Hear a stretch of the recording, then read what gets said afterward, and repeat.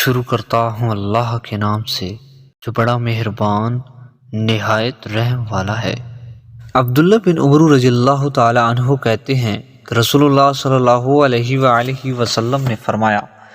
تمہارا اس زمانے میں کیا حال ہوگا جو عنقریب آنے والا ہے، جس میں لوگ چھانے جائیں گے، اچھے لوگ سب مر جائیں گے اور خراب لوگ باقی رہ جائیں گے۔ جیسے چھلنی میں آٹا چھاننے سے بھوسی باقی رہ جاتی ہے،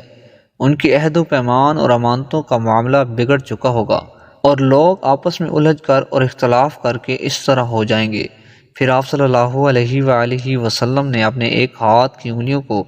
دوسرے ہاتھ کی انگلیوں میں ڈال کر دکھائیں۔ لوگوں نے عرض کیا، اللہ کے رسول، اس وقت ہم کیا کریں؟ آپ صلی اللہ علیہ وآلہ وسلم نے فرمایا، جو بات تمہیں معروف اچھی معلوم ہو اسے اپنا لینا، اور جو منکر بری معلوم ہو اسے چھوڑ دینا،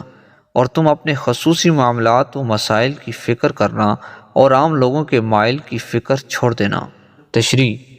جب عوام سے ضرر اور نقصان پہنچنے کا اندیشہ ہو تو امر بالمعروف اور نہی عن المنکر کے ترک کی اجازت ہے، یعنی بھلی باتوں کا حکم نہ دینے اور بری باتوں سے نہ روکنے کی اجازت ایسے حالات میں ہے کہ آدمی کو دوسروں سے نقصان پہنچنے کا خطرہ ہو۔